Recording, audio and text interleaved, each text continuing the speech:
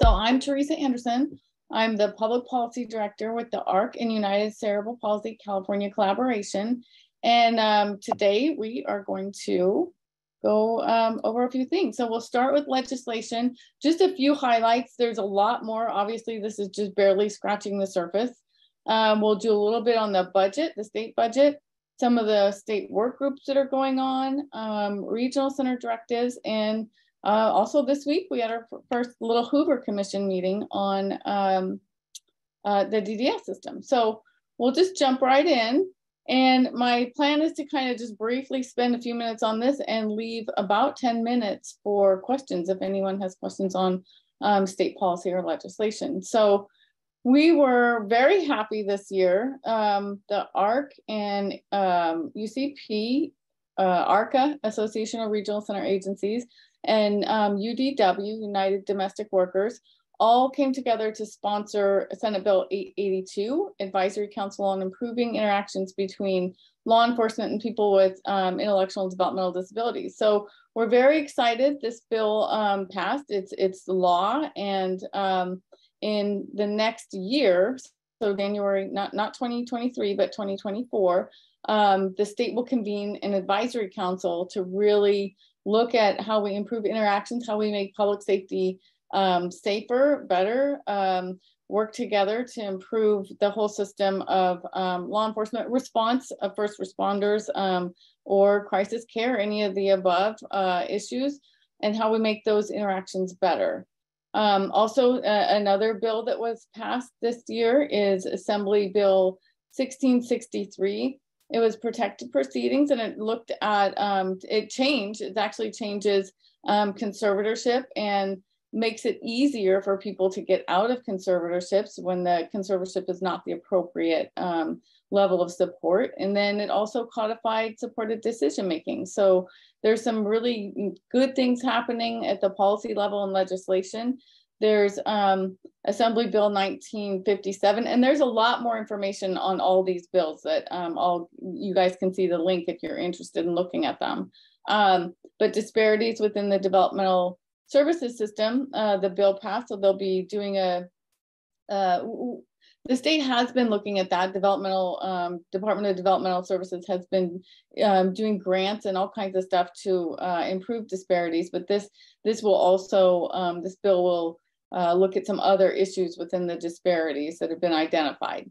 And then AB 2645, we really want to make sure that all the access plans, the emergency access plans, the community resilience centers, it really looks at how do we have a better policy for incorporating the needs of what they refer to in California Office of Emergency Services as the access and functional needs population. So really looking at the local emergency plans and how do we plan at the local level as well as statewide level.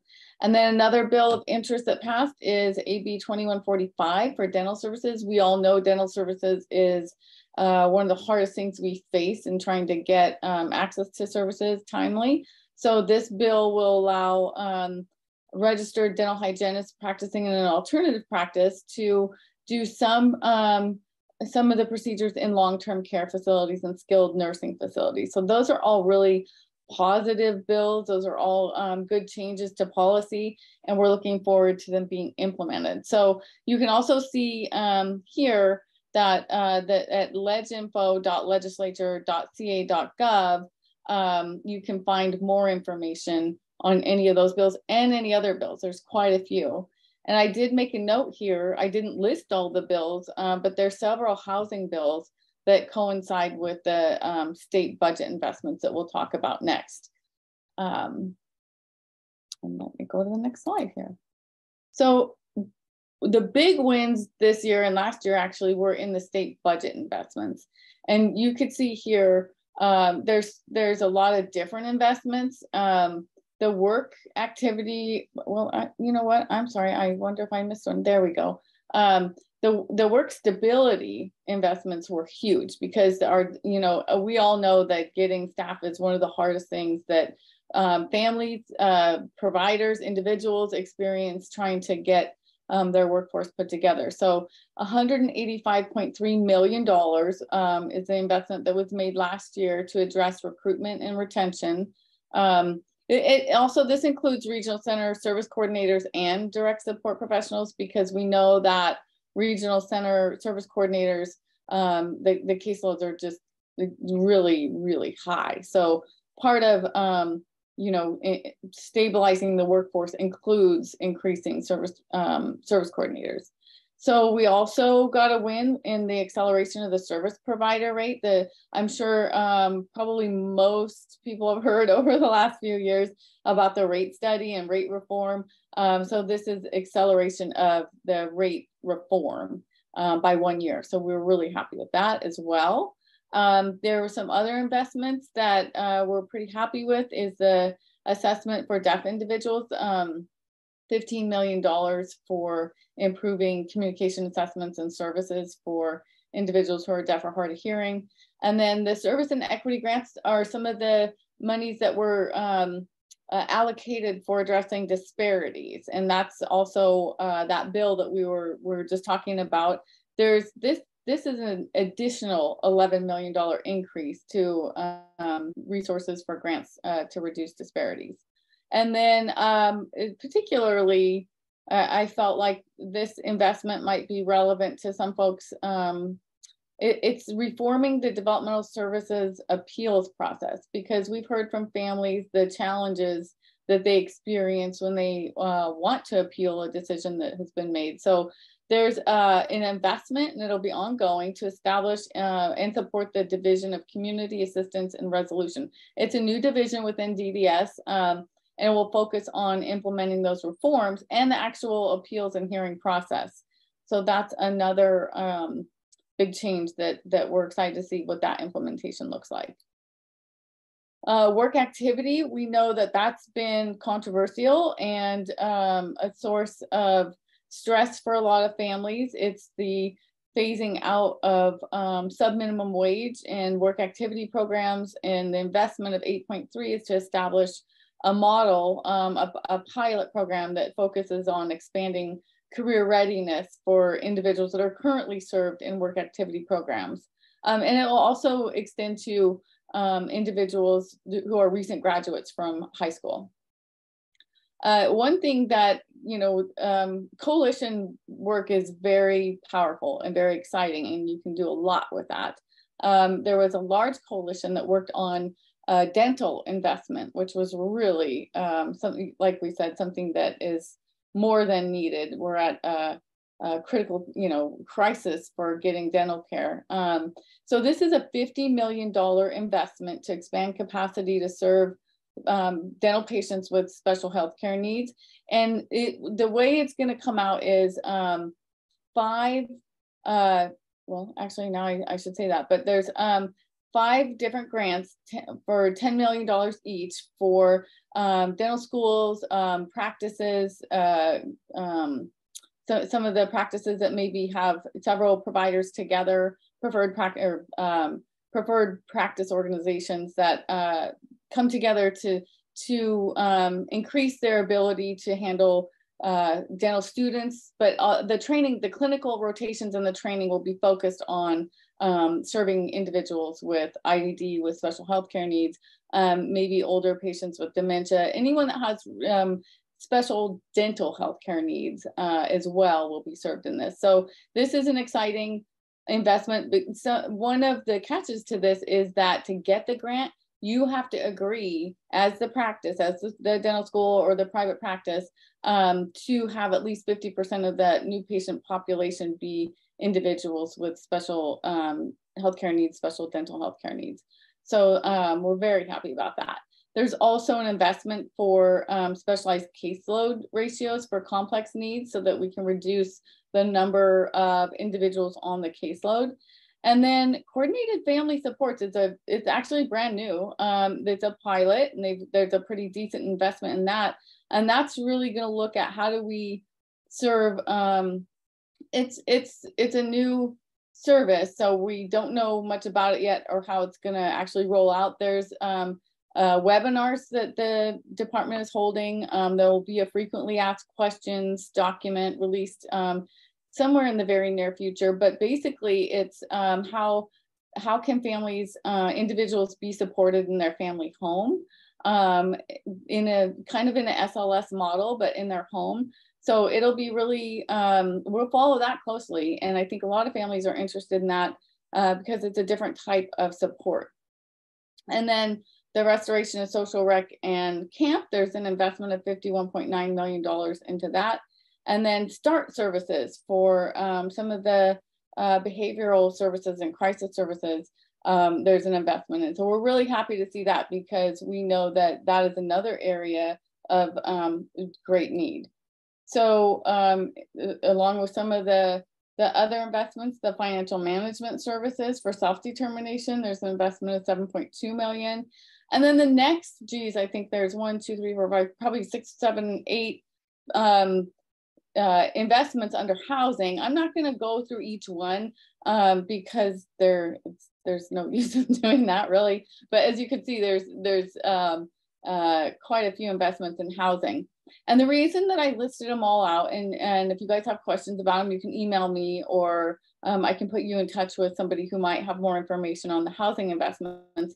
But the purpose behind giving you all this information is that these are all investments for increasing affordable housing. And when we talk about supported living, independent living, we want to make sure that these affordable housing investments include housing for people with intellectual and developmental disabilities, and making sure that you know that the conversation includes, you know, whatever the case may be, leveraging some of this money and state investment. I know at the Supported Life conference on Thursday, there was a really great presentation on housing, and Alta Regional Center, Alta California Regional Center was, I'm sorry, of course it's in California, but Alta Sierra Regional Center was, talked about their investments and how they've been able to leverage some of the investments to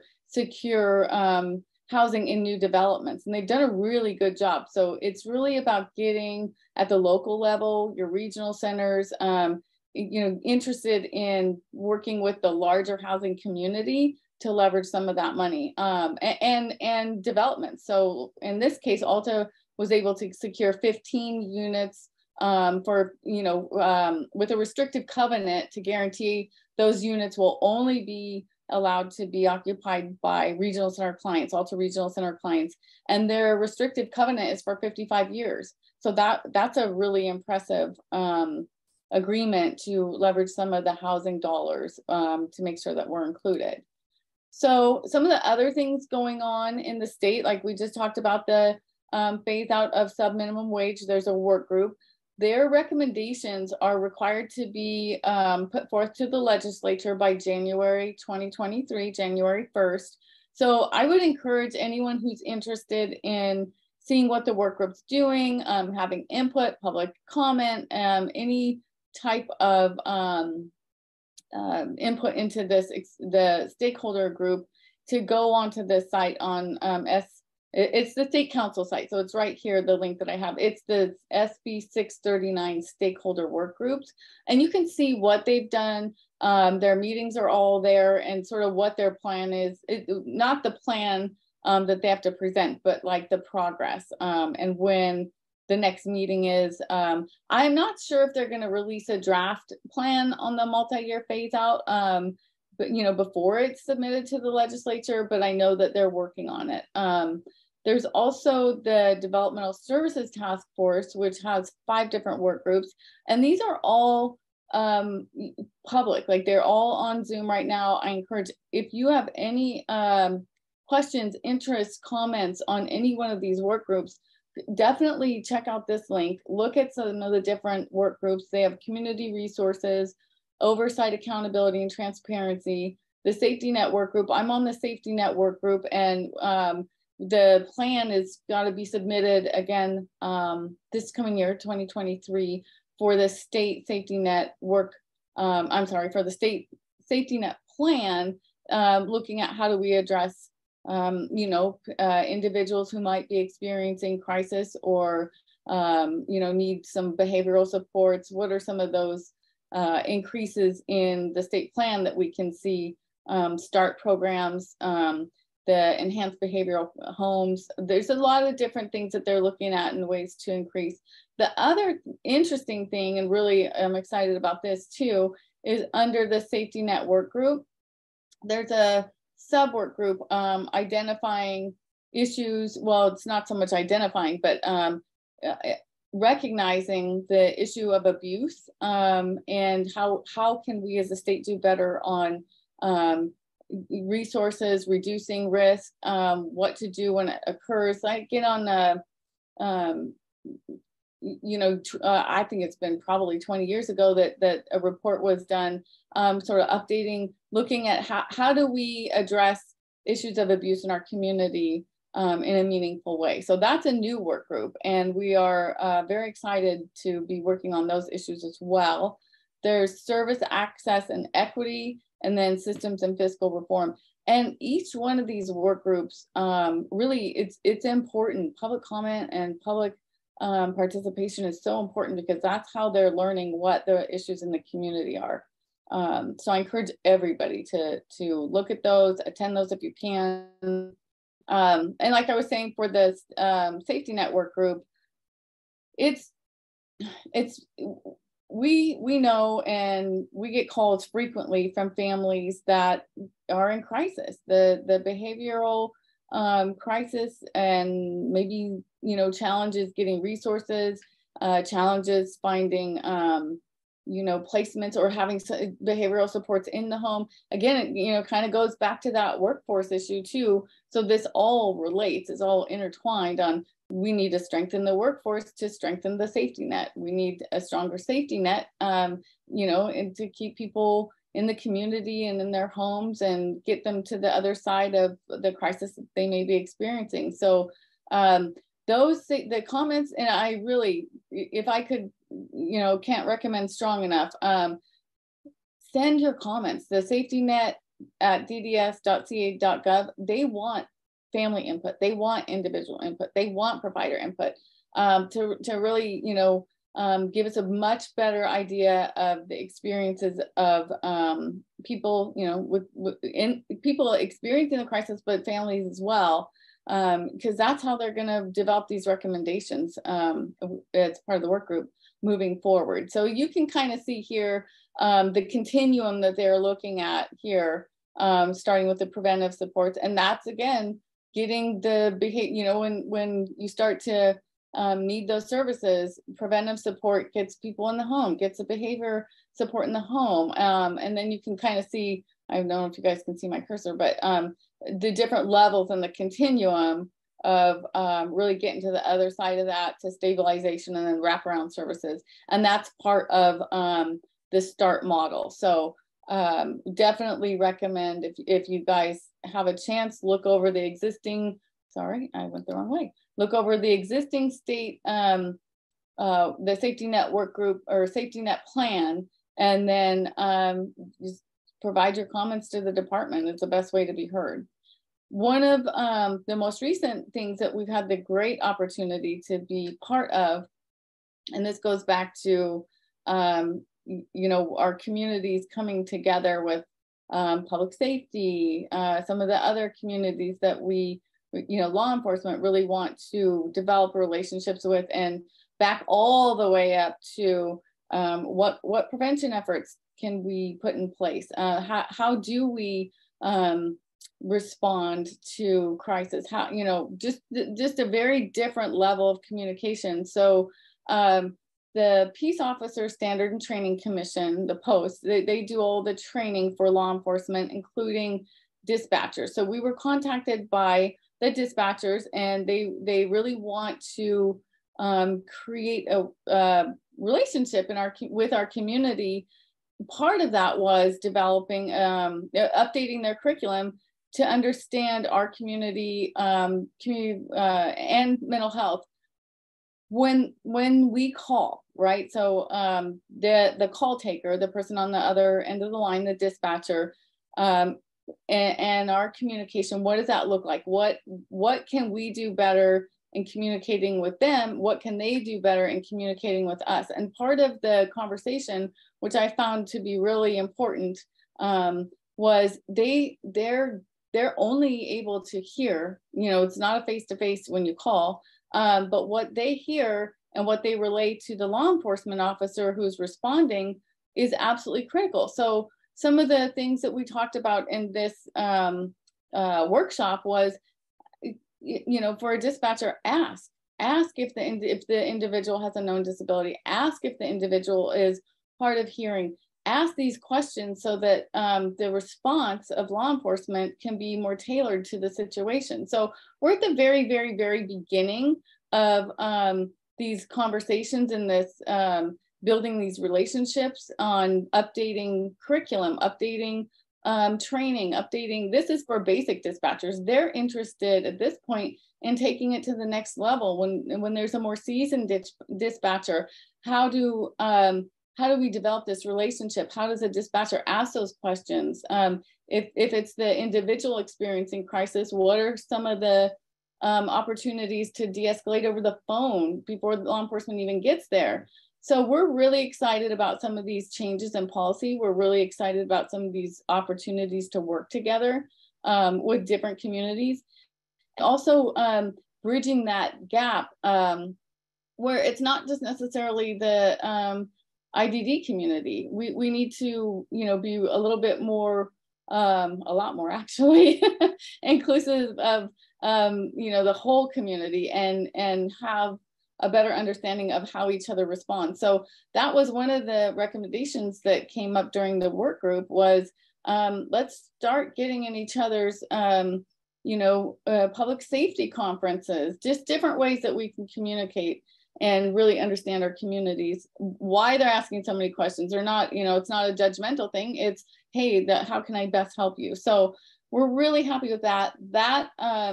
That has to go to the Office of Administrative Hearings or Law to kind of be approved and make sure that everything is compliant with the law.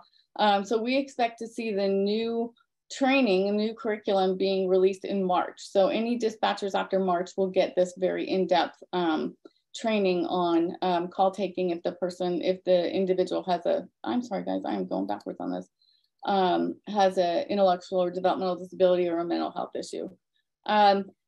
Next, I'm going to quickly go over some of the regional center directives. I'm not going to talk in depth about any of them. Only thing I want to say is that link right there to the regional center directives is really important. And actually, what I have on here, the most recent directives, are not even the most recent anymore because I made this before some of the more recent ones were updated. But these are critical because this is the department's guidance to regional centers on all these changes that either come from the budget or legislation or internal policies at DDS that they're updating.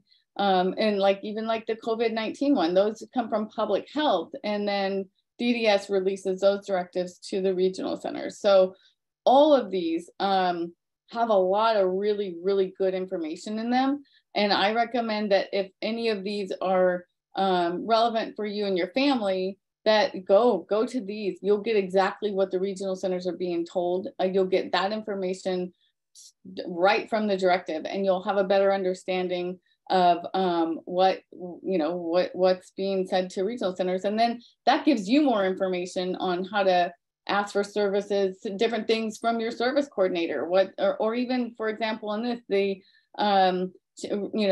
probably not the community care facilities might not be, but the self-determination programs, what the FMS payments and notifications are, the appeals process, which again, you guys, because of this new division, is going to be changing frequently. So I definitely recommend checking out these regional center directives often. I know I do.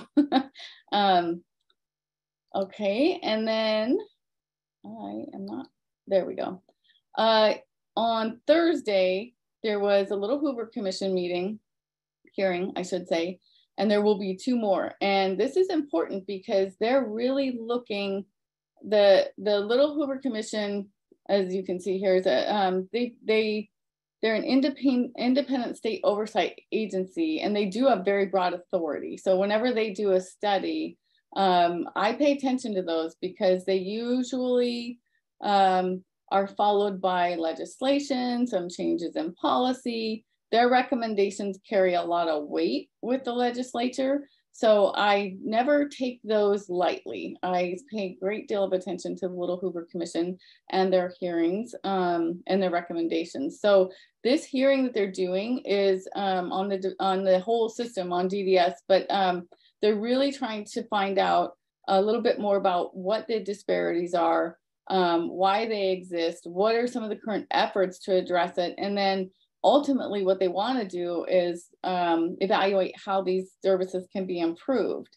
So they're going to have 2 more, like I said, and there's public meetings. I encourage everyone to look at the study, participate in the hearing if you can, and public comment, and then, you know, engage with your legislator, engage with any of the associations that you are part of, engage with members of the commissioners from the Little Hoover Commission, because getting your personal voice heard, your personal story heard, changes the way these policymakers decide. It really does make a huge difference. So I encourage everyone to engage in that part of advocacy, if you will.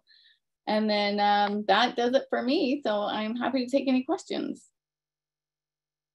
How to look up the dentists who support more than 50% of patients with special dental health care needs. Well, this is going to be a grant process. So whoever gets those grants, it will be public. So once those grants are out in the public, I think that's a good question in terms of who will hold that information and who will hold that data. I think I will try to get back to Jill or Beth with more information on which agency will hold that, but they will be public because they're going to be grants. The next question on the list is, can you please define some of your terms?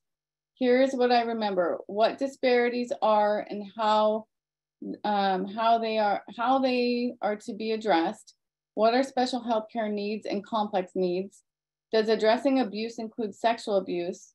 A Zoom I attended recently said that the disabled people, DD, CD, ASD, can consent to anything after 18, and no one should assume that they are being abused if they say after quite short interview, it sounds like it. They are not. That's a big question. There's several questions there.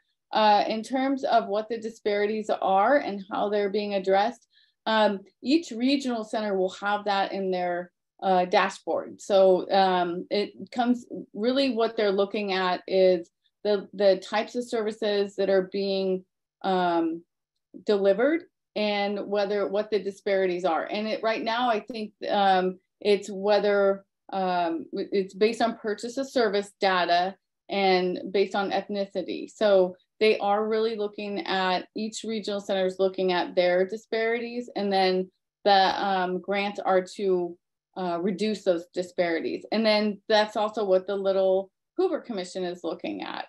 So that will be something that I think you could find, get a lot of information from the Little Hoover Commission study, and I would encourage you to look at that as well. Special healthcare needs and complex needs. And I'm assuming this is related to the dental question. And so that's still being developed in the criteria for special healthcare needs, but it really, it's the dental piece of it. So if you have complex, maybe you have complex behaviors, and accessing dental care is almost impossible because of the behavior, that could be considered. Maybe there's other issues around medical, maybe the person is medically fragile and needs some other medications or monitoring or medical intervention during a dental procedure. That could also qualify. So those things are being developed at this time and will be submitted in each one of the grants to address that. And then, yes, sexual abuse is definitely one of the top priorities of the work group, the abuse work group. And we will be looking at, and your question around consent is one that's very hard to answer, because you're to presume capacity, but there's so many layers to that it's really hard to address in a few minutes here. That's a much bigger, complex question that we really are looking at. So I really appreciate that question. And I think that might be my time, because that was the last. Yeah, that's your time. Thank you so much, Teresa. Sorry about our technical problems. No worries. Thanks for having me. Thank you.